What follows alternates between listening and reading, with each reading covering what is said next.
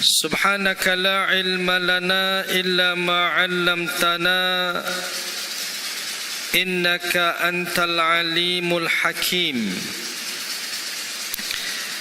رب اشرح لي صدري ويسر لي أمري واحلل عقدة من لساني يفقه قولي اللهم لا سهل إلا ما جعلته سهلا وأنت تجعل الحزن والصعب إذا شئت سهلا اللهم انفعنا بما علمتنا وعلمنا ما ينفعنا وزدنا علما يا رب العالمين. Al-Fadil Tuan Imam, tuan-tuan,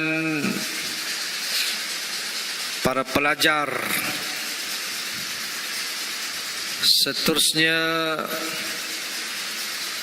muslimin hadirin yang dirahmati Allah Ta'ala sekalian. Alhamdulillah, pertamanya syukur kita kehadrat Allah Subhanahu wa Ta'ala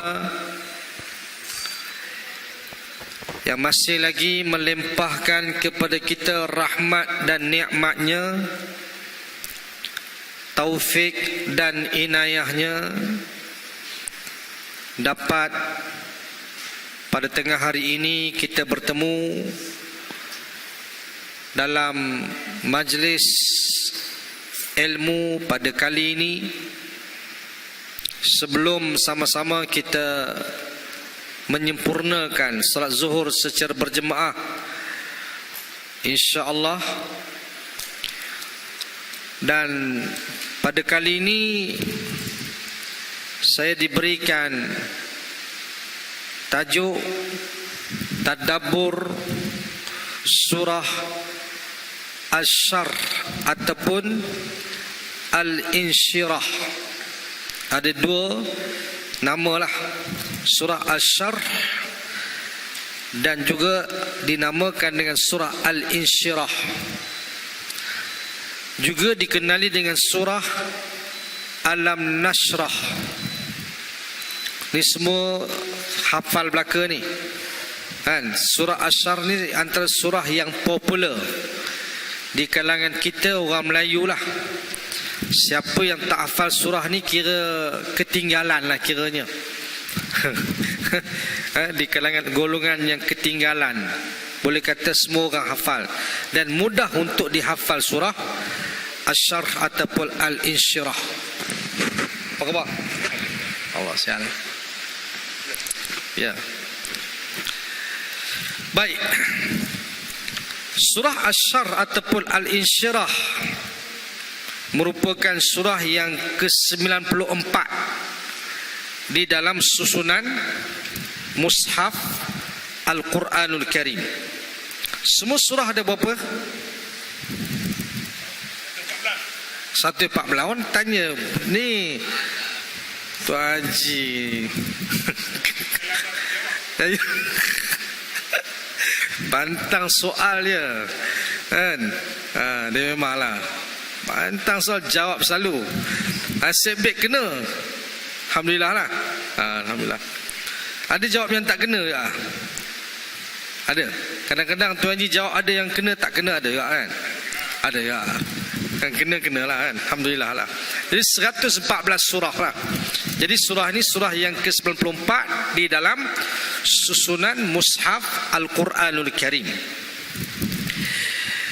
Dan ia mengandungi 8 ayat. 8 ayat.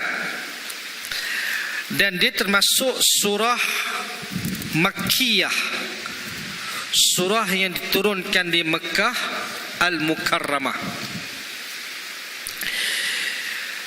Yang mana kalau kita lihat secara apa yang nama surah ni, surah ni dinamakan dengan surah Asy-Syarh ataupun Al-Insyirah atau Alam Nashrah.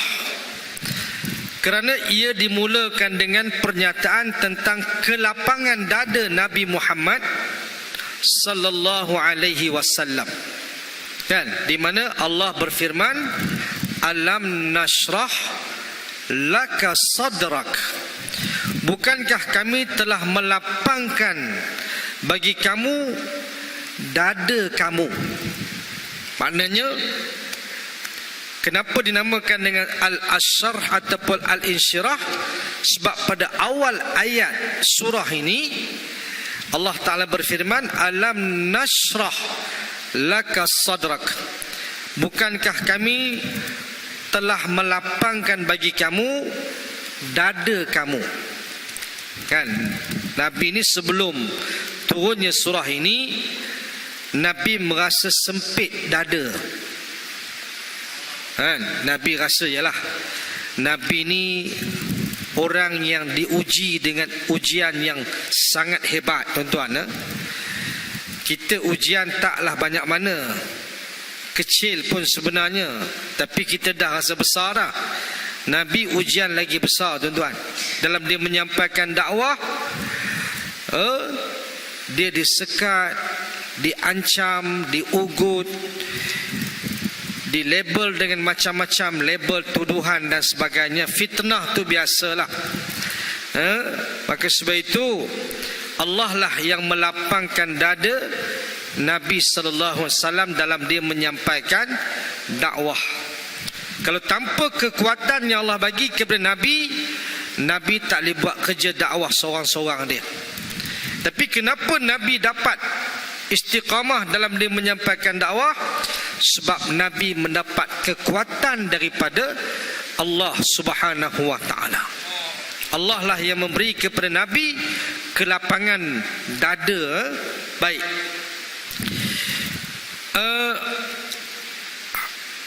hati baginda diteranginya dengan hidayah, iman dan hikmah. Allah menjadikan hati baginda lapang, tenang dan luas, seperti firman Allah Ta'ala, alam nashrah laka sadrak. Bukankah kami telah melapangkan bagi kamu dada kamu? Kan? Jadi ini penting, kan? Itu sebab ni kita ni nak lapang dada, tenang, kan Tuan Haji, kan? Tenang, lapang. Masalah ada, kan? Bukan tak ada masalah, tapi kita nak Allah bagi kelapangan dalam kita menghadapi masalah. Itu sebab, ya, lapang dada maknanya rasa tak serabut lah, kan? Dia tak rasa serabut, tak rasa makna gelisah, tak rasa resah, kan? Itu kata lapang dada tu. Dia satunya berlapang dada satu hal, kan? Itu lapang dada makna kita menerima apa pandangan yang dikemukakan, kan? Banyak macam pandangan, tapi kita berlapang dada lah. Itu berlapang dada. Tapi lapang dada yang dimaksudkan sini ialah, iaitu maknanya dia dilapangkan dengan iman, dengan hidayah, dengan hikmah. Allah Ta'ala masukkan dalam hati Nabi tu rasa lapang, rasa orang kata apa, tenang lah, tenang, gembira, ceria dia lah, maknanya tenang lah, tenang, tak gelisah lah. Macam budak-budak ni memang mereka suka, ya. Mana kita masa kecil dulu pun, kan, suka, ya, main, ya. Bukan tak ada nak fikir masalah negara, mana ada. Kan, dia orang ni mana fikir masalah negara. Kita fikir masalah negara, masalah ummah, kan. Hampa tak payah fikir, bagi kami fikir, ya. Bagi kami ni, pakcik-pakcik kami kita ni, fikir. Hampa fikir belajar, ya, kan. Hak belajar, ya, jangan duk fikir benda lain. Tu sebab senang dia orang hafal Quran. Pasal apa? Fikiran tak serabut macam kita. Kan, kita nak hafal Quran payah, macam-macam masalah kita ada, kan. Itu sebablah antara formula yang Nabi bagi kepada umat dia dalam kita nak menghadapi masalah, lebih-lebih Ramadan ni tuan-tuan. Ramadan bulan maghfirah, bulan keampunan kan. Nabi pernah sebut dalam hadis, man lazimal istighfar faja'alahu lahu likulli farjin hamma wa likulli hammin farja wa likulli dhiqin makhraja wa yarzuqu min haitsu la yahtasib atau kama qala. Nabi sebut apa dalam hadis dia, sesiapa yang melazimi istighfar, minta ampun selalu kepada Allah kan, astaghfirullah, astaghfirullah kan. Kalau orang ni biasa dengan istighfar hari-hari kan, apa kelebihan istighfar? Faja'alallahu lahu likulli hammin faraja. Allah akan menjadikan baginya setiap yang sedih itu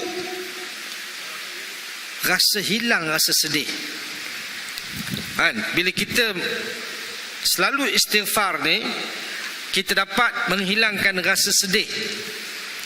Kemudian walikulli dhiqin makhraja, dan bagi setiap kesempitan itu Allah bagi jalan keluar. Wa yarzuqu min haitsu la yahtasib, dan Allah akan mengurniakan baginya rezeki yang tak disangka-sangka. Nampak? Maknanya untuk kita nak supaya kita ni lapang dada, tenang juga tuan-tuan kan, maknanya kita kena melazimi istighfar kan, minta ampun pada Allah. Nabi pun minta ampun. Dalam hadis Nabi sebut, wallahi inni la astaghfirullah wa atubu ilaih fil yaumi aktsara min 70 marrah. Wallahi, demi Allah, sesungguhnya aku memohon keampunan kepada Allah dan bertaubat kepadanya setiap hari lebih 70 kali. Ini bulan Ramadan, bulan maghfirah, bulan keampunan. Kita sama-samalah memperbanyakkan istighfar. Dan istighfar ni dia dapat melapangkan dada. Kan, serabut kan. Ada kadang-kadang kita kan masalah macam-macam lah ni kan. Tapi kita dapat atasi bila kita istighfar, insya-Allah. Baik. Okey. A'udzu billahi minasyaitonir rajim. Bismillahirrahmanirrahim. Ikut dah. Bismillahirrahmanirrahim. Baca.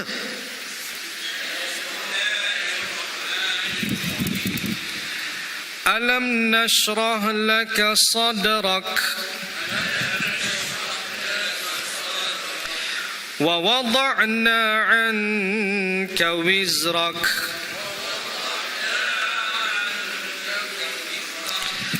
alladhi anqadha zahrak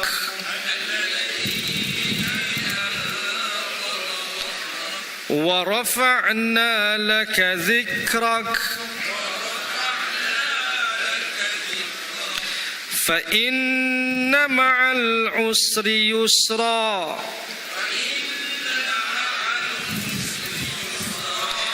inna ma'al usri yusra fa idza faraghta fansab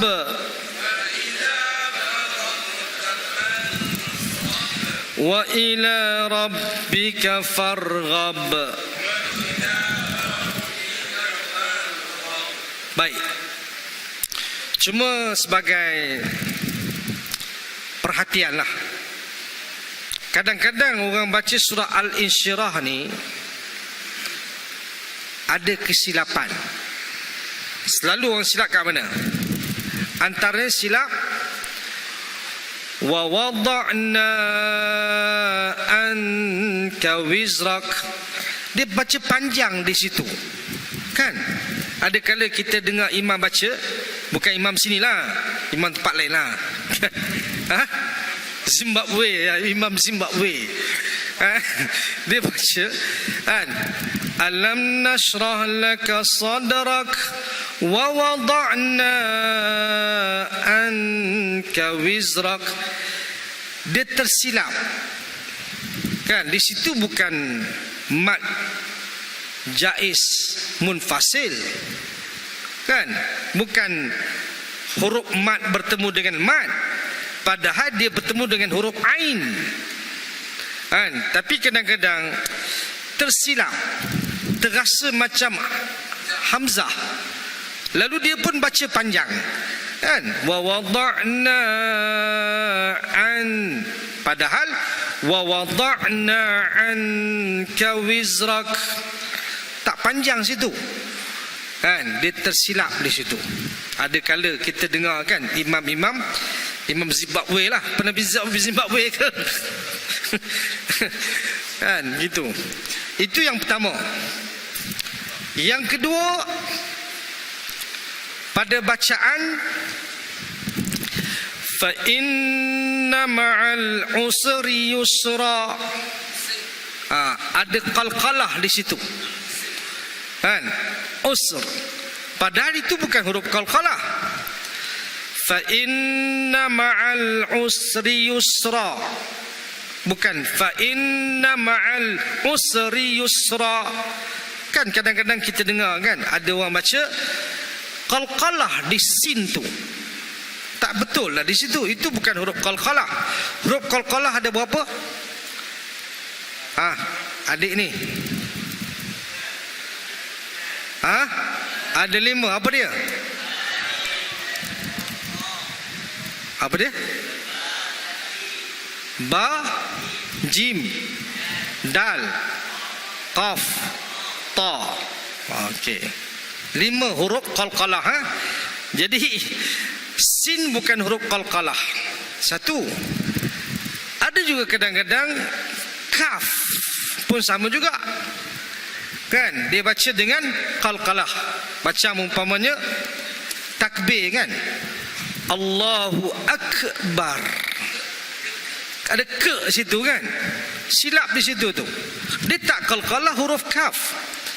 Allahu akbar, bukan Allahu akbar, dia ada hamas sikit di situ, ada sedikit angin di situ kan, tapi dia tak bunyi qalqalah, tak ada lantunan.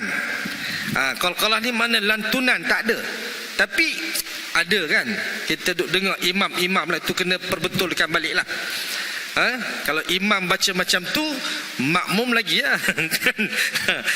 Nampak gayanya, sebab dia ikut imam. Makmum bukan reti apa sangat kan, dia pakai ikut je lah. Jadi satu tak, Allahu akbar. Satu lagi huruf ain kan, ain pun ada juga kadang-kadang qalqalah juga. Apa? Iyyaka kan, iyyaka na'budu wa iyyaka nasta'in kan, dia iyyaka na'budu macam kan, iyyaka dia ada lantunan di situ, mana boleh, dia tak ada lantunan di situ. Tapi ada orang baca iyyaka na'budu wa iyyaka nasta'in kan, tak payah, tak ada lantunan, ain di situ tak ada lantunan. Ini kita kena cermat lah, insyaAllah lah kan. Ini kadang-kadang setengah tu dia yalah, dia faham macam tu, dia tak faham sangat. Dia kita tu sebab tuan-tuan kan, adik-adik semua kan, belajar membaca Quran ni sebenarnya tak sudah. Semakin kita pergi kepada tok guru yang lebih alim, adalah bacaan kita tak betul. Sungguh kan, dulu kita baca alah guru-guru kampung ya kan, okey lah, guru kampung tu adalah sikit-sikit kan yang tak betul tu, tapi kita rasa betul Datuk guru kampung kan. Tapi kita naik sikit, belajar dengan ustaz ke apa, ada yang tak betul dia baca. Kita naik sikit lagi tuan-tuan, dengan Imam Qari punya, ada lagi tak betul.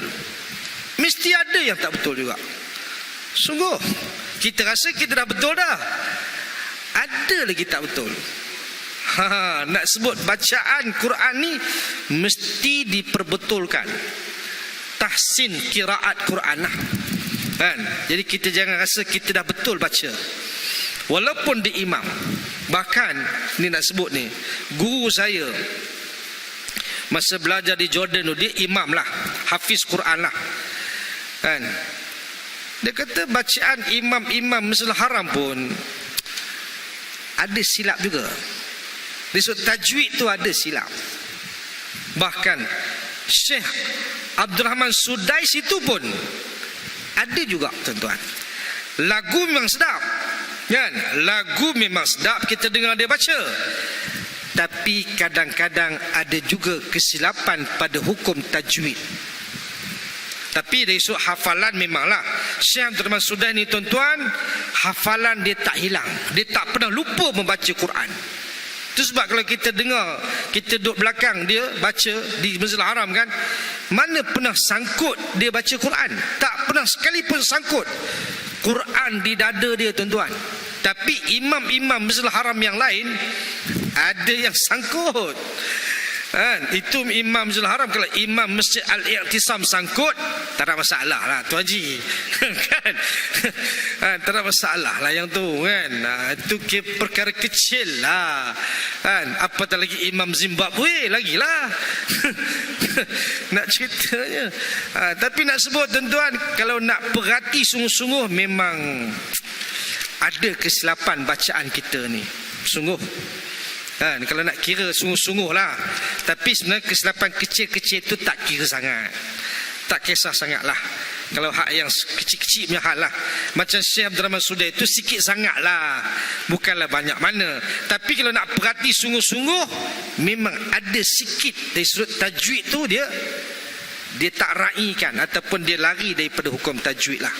Segi lagu alhamdulillah lah, dari sudut lagu memang sedap lah tuan-tuan. Kita dengar dia baca tu memang nak ya tengok dia baca, kan. Tapi biasa dia baca pendek. Kalau dia solat sunat imam dia jadi imam masjid, kan, sembahyang isyak ke maghrib, dia selalu baca pendek, Qul huwallah dia, kan. Dia tak baca panjang. Pasal apa? Pasal dia nak meringankan jemaah di belakang ni, kan. Ada yang tua, ada yang tak larat, ada yang uzur, kanak-kanak dan sebagainya. Dia nak raih tu, dia tak baca panjang-panjang. Kita ni hak yang sihat naklah dia baca panjang, kan. Tapi yang uzur mungkin, yang tak larat dan sebagainya, kan, maka sebab itu dia meraihkan tu, sebab dia baca tak panjang. Tapi tarawih ialah itu sunat. Sembahyang sunat ni tuan-tuan, itu terpulang. Nak baca panjang pun ya, nak baca pendek pun ya. Tapi bagi solat fardu, bacaan jangan terlalu panjang. Yang fardu jangan terlalu panjang, tapi yang sunat terpulang. Nak baca panjang mana pun tak apa, nak baca pendek mana pun tak apa, kan. Itu sunat, itu pilihan. Tapi bagi yang fardu ni, seeloknya jangan dipanjangkan lah. Itu dia, kan. Baik, maksud kepada surah Al-Insyirah ni, bukankah kami telah melapangkan dada untuk kamu, bukankah kami telah melapangkan untukmu dadamu, dan kami telah menghilangkan daripadamu bebanan yang memberatkan punggungmu, dan kami tinggikan bagimu sebutan namamu. Kerana sesungguhnya sesudah kesulitan itu ada kemudahan. Sesungguhnya sesudah kesulitan itu ada kemudahan. Maka apabila kamu telah selesai daripada sesuatu urusan, kerjakanlah dengan sungguh-sungguh urusan yang lain, dan hanya kepada Tuhanmu lah hendaknya kamu berharap. Itu maksud kepada surah Al-Insyirah. Baik, secara umumnya kalau kita lihat kepada isi kandungan surah Al-Insyirah ni tuan-tuan, ada 4 isi kandungan yang penting. Yang pertama, menjelaskan 3 nikmat yang dianugerahkan Allah kepada Nabi Muhammad sallallahu alaihi wasallam, iaitu melapangkan dadanya dengan hikmah dan iman. Satunya, melapangkan dadanya dengan hikmah dan iman. Kemudian yang kedua, membersihkannya daripada dosa dan noda. Nabi ini dia seorang yang maksum. Allah pelihara dia, lalu dia tidak melakukan sebarang dosa kepada Allah. Allah bersihkan, Allah pelihara Nabi daripada melakukan dosa. Dan yang ketiga, mengangkat kedudukan serta statusnya di dunia dan di akhirat. Nabi, wa rafa'na laka dzikrak, dan kami angkatkan sebutan namamu bagimu. Itu sebab kan kita lihat nama Nabi Muhammad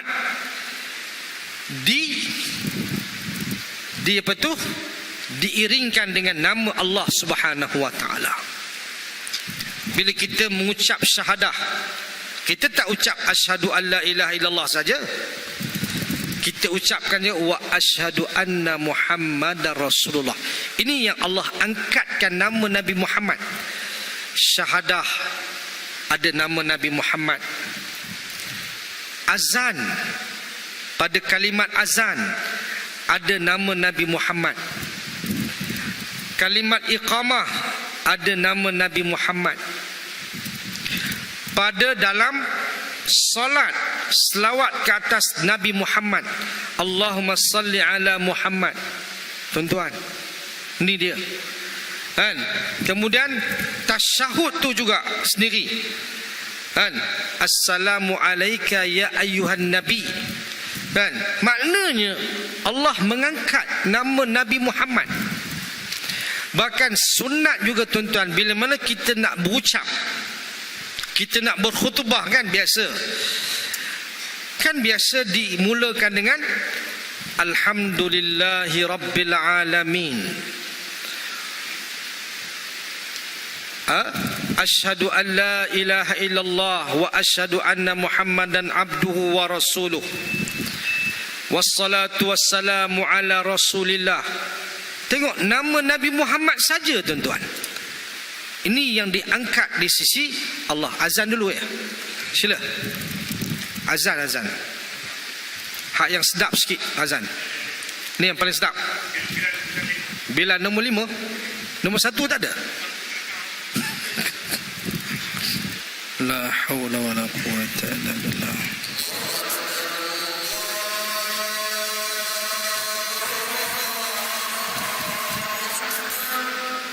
Allahu akbar, Allahu akbar.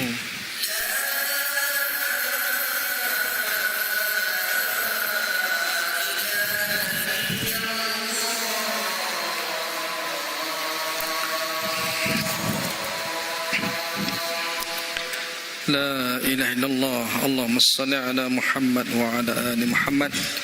اللهم رب هذه الدعوة التامة والصلاة القائمة آت محمدا وسيلة الفضيلة والشرف درجة العالية الرفيعة وبعثه مقاما محمودا الذي وعدته. Baik. Boleh?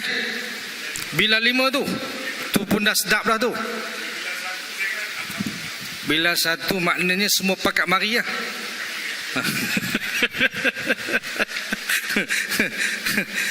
Alhamdulillah lah kan. Itu kelebihan masing-masing lah. Suara pun satu kelebihan kan. Bacaan sedap pun satu kelebihan. Dan dia boleh menarik orang kan. Bacaan sedap boleh menarik orang. Bahkan bila kita mendengar tu, kita pun jadi khusyuk kan. Itu sebablah alhamdulillah lah, sesiapa yang diberikan kelebihan suara tu, macam Nabi Daud punya suara kan. Nabi Daud ni suara dia sedap tak sedap bila dia baca kitab Zabur. Burung berhenti dengar. Burung berhenti mendengar bacaan Nabi Daud tu. Tu punya sedap Nabi Daud punya bacaan dia. Apa nak kira, itulah makna suara Nabi Daud ni memang hebat lah kan. Sampai burung pun dengar lah. Itulah Nabi Daud alaihissalam lah. Tapi Nabi kita Muhammad salam pun sedap juga bacaan dia. Lebih maknanya kurang sikit lah kot daripada Nabi Daud kot kan. Kurang sikit tapi sedap lah bacaan tu kan. Ini imam sini, imam apa? Imam jemputan, imam sini jemputan imam tempatan ni, imam sini masjid lah kan. Imam sini pun sedap dah. Sedap dah. Ikan berhenti kan. Memang hebat lah masjid Iktisam ni, hebat. Betul lama dah tak datang tu. Rindu orang masjid Iktisam ni. Rindu kan. Tu Haji dah ada, alhamdulillah lah. Lama dah tak ingat dah. Dah tak ingat dah tu Haji. Bila jumpa baru ingat. Pasal dah lama tak jumpa dah tu. 6 bulan 7 bulan lah. Nampak gaya kena datang lah lagi, insya-Allah. Boleh bagi satu slot lah kita sebulan sekali sebulan sekali kan. Aduh. Baik. Jadi balik kepada tadi nak sebut isi kandungan, kita berhenti 1.5 insya-Allah. Saya ni cuti. Balik pun tak boleh makan juga kan. Balik tak boleh makan tuan-tuan. Buat apa balik rumah? Duduk masjid iktikaf, sebentar kita tunggu waktu masuk, maknanya kita sembahyang 1.5 insya-Allah. Lagi 10 minit lagi ya.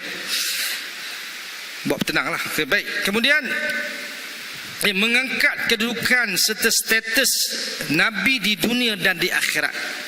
Tu sebablah kita lihat Nabi Muhammad ni memang Allah angkat kemuliaan tu sangat-sangat. Betul. Satu nama dia disebut dengan nama Allah Ta'ala kan. Disebutlah hadis.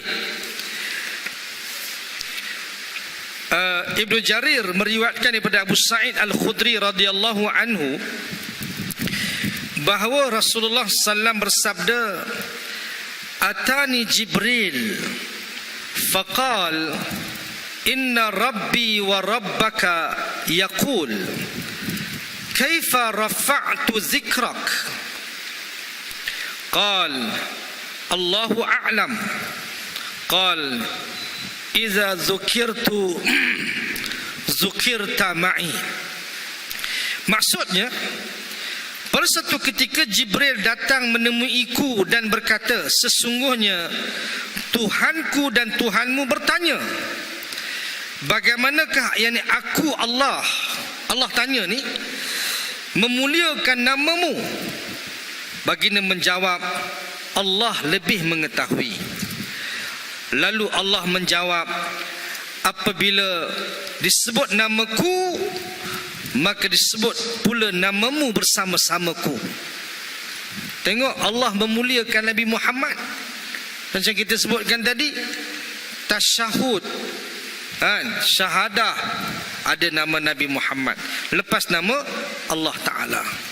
Kita sebut tadi bila kita berkhutbah sunat, kita menyebut asyhadu an la ilaha illallah wa asyhadu anna Muhammadar Rasulullah kan. Sebelum ucapan khutbah tu sunat, tasyahud tu sunat. Selawat lagi tuan-tuan, selawat nama Nabi Muhammad, Allahumma salli ala Muhammad. Berapa kali orang selawat tu? Sebab tuan-tuan, tidak ada nama manusia yang disebut sebanyak nama Nabi Muhammad sallallahu alaihi wasallam. Tak ada. Tak ada sebanyak nama Nabi Muhammad tuan-tuan. Diangkat di dunia dan diangkat di akhirat. Bahkan di akhirat esok pun, yang boleh memberi syafaat kepada umat manusia, Nabi Muhammad sallallahu alaihi wasallam. Ini kemuliaan Allah bagi pada Nabi Muhammad. Dan dialah orang yang pertama sekali masuk ke dalam syurga, tuan-tuan. Syurga tidak akan dibuka sehinggalah Nabi Muhammad datang untuk masuk ke dalamnya. Dimulakan dengan Nabi Muhammad masuk syurga dulu, tuan-tuan. Barulah nabi-nabi yang lain menyusul, tuan-tuan. Syurga tak akan dibuka sehingga Nabi masuk dulu, tuan-tuan. Inilah kemuliaan Nabi Muhammad sallallahu alaihi wasallam tu. Kan? Nampak tak? Yang kita juga disuruh berselawat ke atas Nabi dengan satu selawat. Allah berselawat ke atas kita dengan 10 kali selawat. Man salla alayya marrah sallallahu alaihi biha asyra. Kan, sesiapa yang berselawat ke atasku dengan satu selawat, Allah berselawat kepadanya dengan 10 selawat. Maknanya rahmat Allah kurniakan 10 kali rahmat. Sekali selawat dia untuk Nabi, 10 kali Allah balas rahmat dia untuk kita, tuan-tuan. Inilah dia kelebihan bila mana kita berselawat dan menyebut nama Nabi Muhammad sallallahu alaihi wasallam. Baik.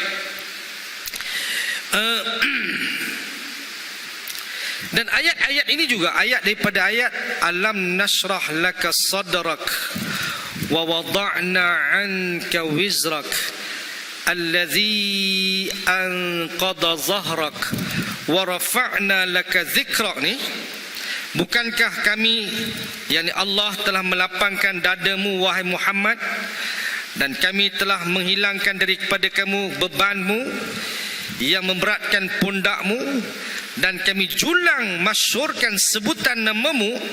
Ayat-ayat ini 1 hingga 4 ni bertujuan untuk menggembirakan Rasulullah SAW dan menenangkan hati baginda setelah menerima ancaman yang amat dahsyat daripada kaumnya di Mekah, Taif dan sebagainya.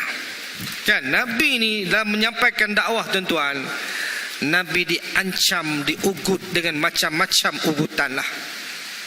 Walaupun Nabi pernah ditawarkan untuk menjadi pemimpin dan raja di Mekah. Maknanya kalau Nabi nak senang, tuan-tuan, Nabi terima dah tawaran. Nabi ditawarkan apa? Abul Walid Utbah bin Rabi'ah datang kepada Nabi SAW menawarkan 3 perkara. Yang pertama, ditawarkan kepada baginda, kalau baginda nak kekayaan, kan, kalau kamu, dia panggil ya bena akhi, wahai anak saudaraku, kata Abul Walid kepada Nabi Muhammad. Nak ambil hati Nabi Muhammad lah sebenarnya.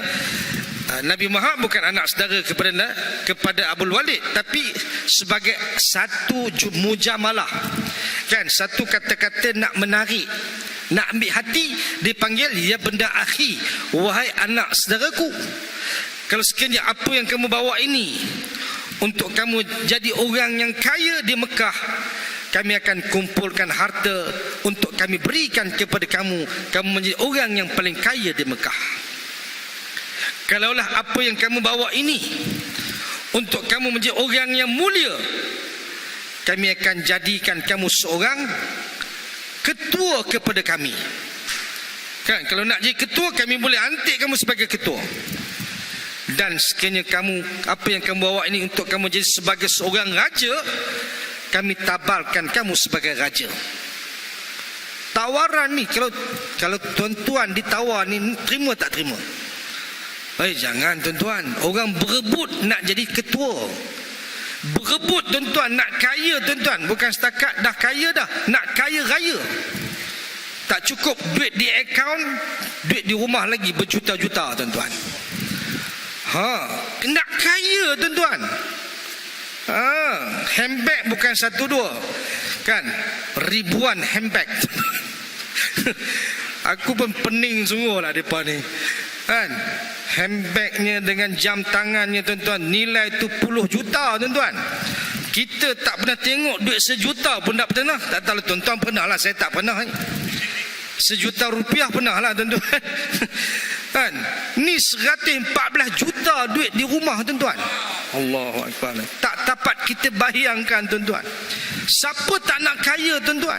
Kalau ditawarkan, ini bukan main kayu belakang, ini jalan belakang punya ni. Ini orang nak bagi derma. Ini baru derma sungguh. Kan? Orang tawar kepada kita, kalau nak kaya, kita boleh kumpulkan harta, bagi kepada kamu, kamu jadi orang yang paling kaya di Mekah. Nak jadi ketua tuan-tuan, pemimpin, siapa tak nak jadi ketua? Berebut-rebut tuan-tuan orang nak jadi ketua. Raja lagi lah tuan-tuan, raja. Aduh, kan? Makan tanggung, berak canggung tuan-tuan. Kan? Raja tuan-tuan, siapa tak nak? Tapi lepas tu bila kata Abdul Walid tawar 3 tawaran ni tuan-tuan, nak Abdul Walid kata apa? Kalau kamu tolak tawaran ini, kami akan cari bomoh untuk mengubat penyakit gila yang ada pada kamu. Sebab bagi Abdul Walid tuan-tuan, orang gila ya tak terima jawatan ni. Kan? Orang tak waras lah maknanya bagi dia lah. Perkiraan dia tak rasional lah. Kalau tak terima tawaran ni, kalau orang lain semua pakat terima. Kalau tak boleh terima yang ni, ini memang gila lah nampaknya. Betul dah orang kata Nabi gila, betul gila. Kami akan cari bomoh untuk mengubat penyakit gila yang ada pada kamu. Lepas kata begitu, Nabi pun baca beberapa ayat daripada surah Fussilat. Sampai Abdul Walid terpaku bila mendengar bacaan yang dibaca. Sebab Abdul Walid dia faham, dia sastrawan, dia pujangga Arab, dia ahli bahasa. Yang dibaca oleh Nabi itu dia faham dan dia tahu yang ni bukan puisi, bukan pedok patu, bukan seloka, bukan pantun, bukan syair, bukan gurindam. Dia kenal apa syair, apa gurindam, apa seloka, apa puisi dia kenal. Tapi yang Nabi baca ni bukan. Sampai dia tutup mulut Nabi, cukup, dan dia pun belah. Tu dia tuan-tuan, mukjizat Al-Quran tadi. Nabi tak terima tuan-tuan. Kalau Nabi nak senang, Nabi terima dah. Kan? Itu sebab kita tak terima, kan, pakatan mana-mana seandainya Islam tidak jadikan sebagai dasar kepada pemerintahan. Ini prinsip kita tuan-tuan. Kita bukan nak menang, memanglah nak menang tuan-tuan, tapi kemenangan itu mesti berasaskan kepada redha Allah Ta'ala. Ini orang duk pertikai sangat ni pasal apa? Hampa tak mepakat pasal apa? Tengoklah pakatan macam mana. Ini prinsip tuan-tuan. Kan? Apakah kita nak berpakat dengan kita menggadai prinsip perjuangan? Tidak sekali-kali tuan-tuan. Inilah nilai Nabi Muhammad tuan-tuan. Dia sanggup untuk diugut, diancam, dibunuh selagi sekali-kali dia tidak menerima tawaran yang istimewa tu tuan-tuan. Lepas pada itu pula datang lagi tawar lagi. Campur dengan tawaran apa? 10 wanita yang tercantik di Mekah. Kalau Nabi nak tuan-tuan, mereka boleh bagi 10 wanita. Tuan Haji tak mau. Wanita cantik 10 orang sekali bagi.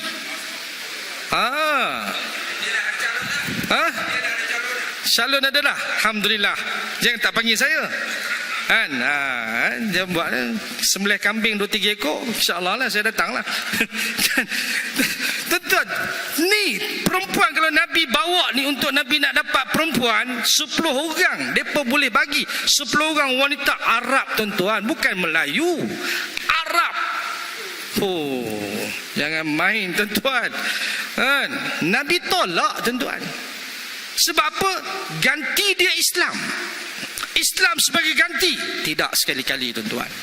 Inilah prinsip perjuangan yang kita kena faham. Iyalah kita nampak kan. Kita nampak dunia nampaklah. Tapi apa guna tuan-tuan perjuangan kita meninggalkan Islam? Kan? Kita menerima apa yang ada walaupun ia sesuatu yang bercanggah dengan dengan Islam itu sendirilah. Jadi sebab itu tuan-tuan dan puan-puan sekalian, sebagai kesimpulannya lah, nak menyatakan bagus surah Al-Insyirah ni tuan-tuan, surah yang melapangkan dada. Itu sebab tuan-tuan, antara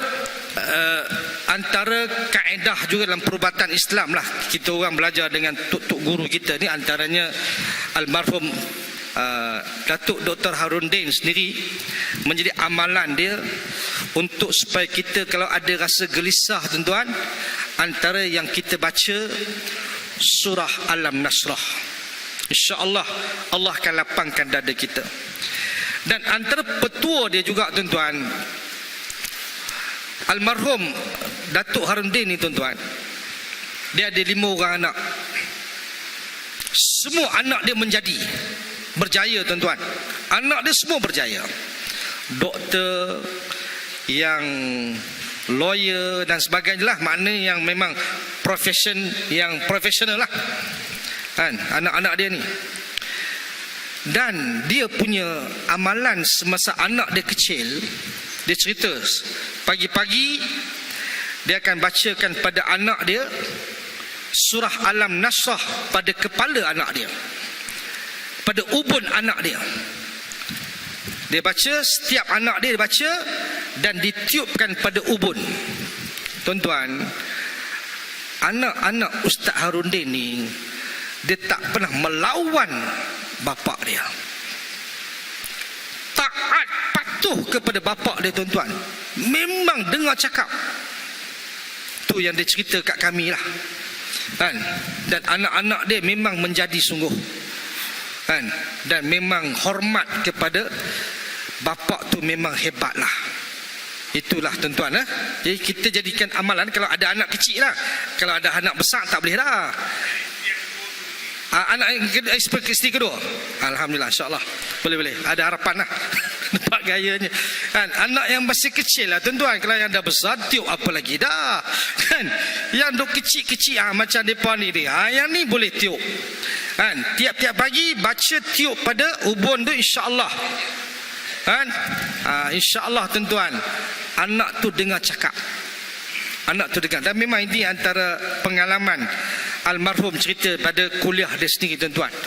Jadi tuan-tuan boleh amalkanlah surah Al-Insyirah ni, surah yang melapangkan dada, dan juga dia juga penerang hati jugalah. Maknanya sebagai salah satu dari surah yang dibacakan untuk menerangkan hati kita, insya-Allah. Saya kira setakat itu dulu. Wallahu alam. Mudah-mudahan ada kebaikan dan manfaatnya kepada kita semua. Aqulu qauli hadza wa astaghfirullah li wa lakum. Wassalamualaikum warahmatullahi wabarakatuh.